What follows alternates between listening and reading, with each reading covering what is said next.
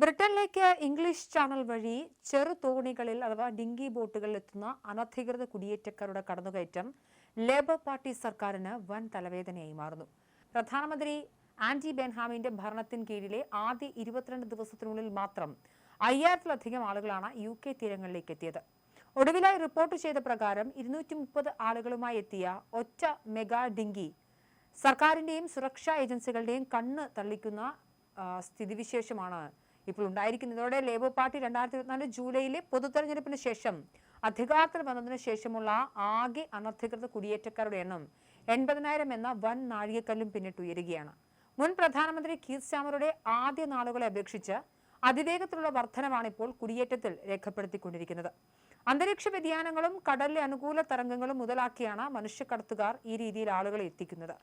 അതിർത്തി കടന്നുള്ള ഈ നിയമവിരുദ്ധ കടന്നുകയറ്റം ബ്രിട്ടനിൽ ഗുരുതരമായ സുരക്ഷാ ഭീഷണിയാണ് ഉയർത്തുന്നതെന്ന് പ്രതിപക്ഷം ആരോപിക്കുന്നു.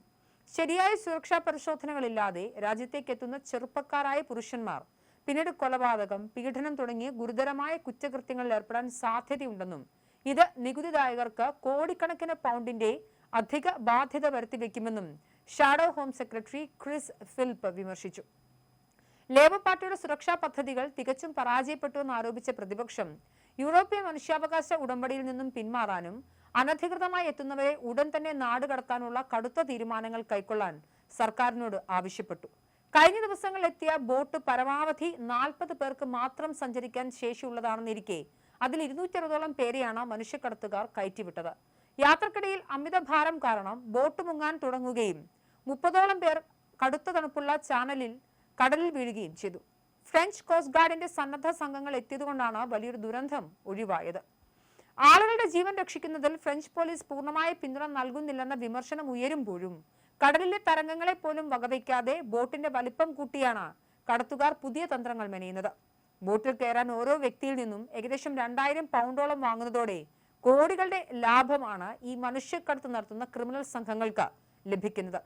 മുൻ കൺസർവേറ്റീവ് സർക്കാർ ആവിഷ്കരിച്ച റുവാൻഡ പദ്ധതി റദ്ദാക്കി പകരം പോലീസിന്റെയും മറ്റു നിയമനിർവഹണ ഏജൻസികളുടെയും ശക്തി വർദ്ധിപ്പിച്ച് മനുഷ്യക്കടത്ത് സംഘങ്ങളെ അടിച്ചമർത്താനായിരുന്നു ലേബർ പാർട്ടിയുടെ നീക്കം. എന്നാൽ ഇത് മറികടക്കാൻ മനുഷ്യക്കടത്തുകാർ കൂടുതൽ വലിയ ബോട്ടുമായി പുതിയ വഴികൾ കണ്ടെത്തുകയാണ് ചെയ്തത്. ഈ വർഷം മാത്രം 15,000-ലധികം ആളുകളാണ് ഇത്തരത്തിൽ അതിർത്തി കടന്നെത്തിയത്. രാജ്യത്തിന്റെ അതിർത്തി സുരക്ഷ പൂർണ്ണമായും തകിടമറിഞ്ഞ അവസ്ഥയിലാണെന്നും ഇത് ഒരു ദേശീയ സുരക്ഷാ അടിയന്തരാവസ്ഥയായി പ്രഖ്യാപിക്കണമെന്നും റിഫോം UK നേതാക്കളും ആവശ്യപ്പെടുന്നു. ഫ്രഞ്ച് തീരങ്ങളിൽ തടയപ്പെടാതെ എത്തുന്ന ഇത്തരം ബോട്ട് സർവീസുകൾ തടയാൻ ഫ്രാൻസിന് ബ്രിട്ടൻ കോടികൾ കൈമാറുന്നുണ്ടെങ്കിലും അതൊന്നും ഫലപ്രദമാകുന്നില്ല എന്ന ആക്ഷേപവും ബ്രിട്ടീഷ് ജനതയ്ക്കിടയിൽ ശക്തമാവുകയാണ്.